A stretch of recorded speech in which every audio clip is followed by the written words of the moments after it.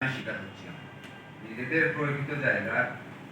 প্রকৃত জায়গায় পরিবার পরিজন নিয়ে আমরা শান্তিতে বসবাস করতে পারছি। একের পর এক মিথ্যা মামলা ও হয়রানিমূলক মামলা দিয়ে আমাদের জীবনকে অতিষ্ঠ করে তুলছে এই প্রভাবশালী।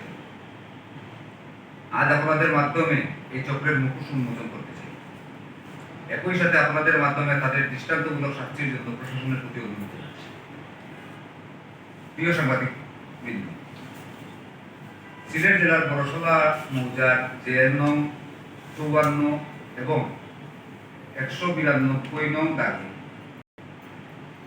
19/1/2003 সালে 876/3 নং দলিলে আমি মোট 75 ডিসিমেল জায়গা করেছি।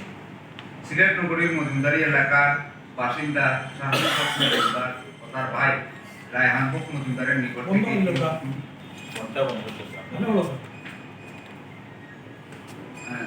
শাহান বক্ত মজুমদার ও তার ভাই রায়হান বক্ত মজুমদারের নিকট থেকে এই ভূমি ক্রয় করে আমি দীর্ঘদিন যাবৎ ভুক্তভোগ করে আসছি।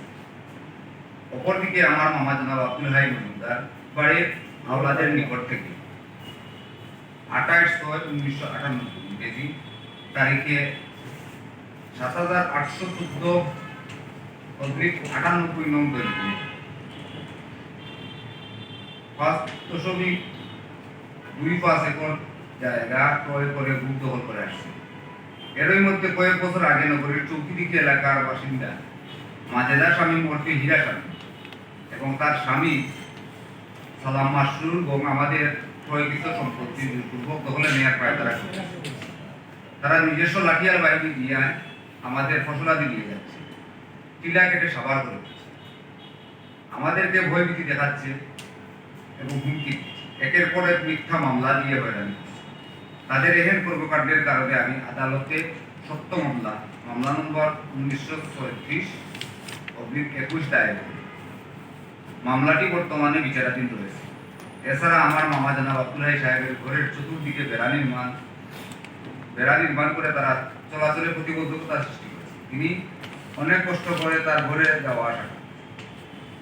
তারা প্রভাব খাটিয়ে এ ধরনের অমানবিক আচরণ করছে। তাদের ভয়ে আমরা মুখ খুলতে পারছি। এদিকে টিলা কাটার দায়ে সালাম মাসুদ গম্ভীরের বিরুদ্ধে পরিবেশ অধিদপ্তর সিলেটের সাবেক সহকারী পরিচালক শেখ নাজমুল হুদা বাদী হয়ে মামলা দায়ের করেছে। এই মামলাটি বর্তমানে বিচারাধীন রয়েছে। সালাম মাসুদ আমাদেরকে সাহায্য করতে আমার একই গ্রামের বাসিন্দা মৃত আবু মিয়ার পুত্র আকবর আলীকে ব্যবহার করছে। এই আকবর আলী আমার পিতার হত্যাকারীর নিকট আত্মীয় এবং কয়েক বছর আগে মারা যান। জীবিত থাকতে আকবর আলী বাদী হয়ে প্রথম আদালতে আমাদের বিরুদ্ধে চাঁদাবাজি মামলা দায়ের করেছিল, যার নম্বর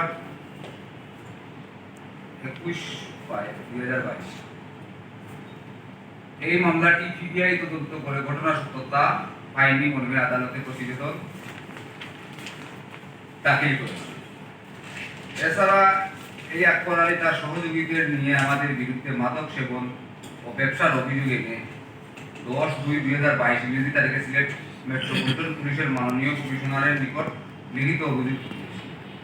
এই অভিযোগটি তদন্ত করে এয়ারপোর্ট থানার এসআই প্রদীপ সরকার 2 মাস তদন্ত শেষে গত 28/6/2022 ইংরেজি তারিখে তাদের অভিযোগের কোনো সত্যতা পাননি বলে তিনি প্রতিবেদন দেন। একইভাবে এই চক্র 5 আগস্ট পরবর্তী সময়ে আমাকে হয়রানির উদ্দেশ্যে কোতোয়ালি মন্ডল থানায় একটি রাজনৈতিক মামলার আসামি করেছে। 10/2024 নং মামলায় আমাকে 62 নং আসামি করা হয়, যা সম্পূর্ণ মিথ্যা ও কাল্পনিক অভিযোগ। আমি একজন সাধারণ মানুষ, কোনো রাজনৈতিক দলের সাথে আমার সম্পৃক্ততা নেই। আকবর আলী মারা যাওয়ার পর থেকে তার ছেলে ইউনুস আমাদেরকে একইভাবে হয়রানি করে আসছে। শ্রদ্ধেয় সাংবাদিকবৃন্দ, তাদের এরূপ হয়রানির কারণে আমি বাদী হয়ে গত 12/9/2021 ইংরেজি তারিখে এয়ারপোর্ট থানায় একটি সাধারণ ডায়েরি করি, যার নম্বর 581। পরবর্তীতে তদন্তে ঘটনার সত্যতা পাওয়ায় এটি মামলা হিসেবে রুজু হয়। আদালতে মামলা চলাকালে আকবর আলীর ছেলে ইউনুস ও আমির আলী ভবিষ্যতে এমন কর্মকাণ্ড আর করবেন না মর্মে মুসলেখা দিয়ে জামিন পান। অপর অভিযুক্ত মনু মিয়া আপোষ নিষ্পত্তির মাধ্যমে মুক্তি পান। একইভাবে আমার মামা আব্দুল্লাহ 10/2022 ইংরেজি তারিখে সালাম মাসুদের বিরুদ্ধে এয়ারপোর্ট থানায় একটি সাধারণ ডায়েরি করেন, যার নম্বর 463। এই ঘটনাটির সত্যতা পায় পুলিশ। আকবর আলীর পুত্র ইউনুস গত 9/5/2026 ইংরেজি তারিখ প্রকাশ্যে আমার জায়গা দখল করার এবং আমাকে প্রাণে মেরে ফেলার হুমকি দিয়েছে, যে কারণে তার বিরুদ্ধে আমি 13/5/2026 তারিখে অতিরিক্ত জেলা ম্যাজিস্ট্রেট আদালতে মামলা দায়ের করেছি। এছাড়া এলাকার যাদেরকে ব্যবহার করে জমি দখলের পায়তারা করা হচ্ছে তাদের বিরুদ্ধেও আমার খুব শীঘ্রই আইনি পদক্ষেপ গ্রহণ করব। এই চক্র খুবই প্রভাবশালী, তাদের রয়েছে নিজস্ব লাঠিয়াল বাহিনী। এই বাহিনী মূলত আমাদের ভূমি আত্মসাৎ করতে নানা পায়তারা করছে। আমরা এদের হাত থেকে মুক্তি চাই, নিজেদের প্রকৃত জায়গা শান্তিপূর্ণভাবে বসবাস করতে চাই। তাই এ ব্যাপারে আমরা বর্তমান সরকার এবং সরকারের মাননীয় রাষ্ট্রমন্ত্রী, সিলেটের বৃত্তি সন্তান মাননীয় প্রবাসী কল্যাণ মন্ত্রী আরিফুল হক চৌধুরী ও মাননীয় বাণিজ্য মন্ত্রী খন্দকার আব্দুল মুক্তাদির, সিলেটের মাননীয় জেলা প্রশাসক, মাননীয় পুলিশ কমিশনার সহ সংশ্লিষ্ট সকলের হস্তক্ষেপ কামনা করছি।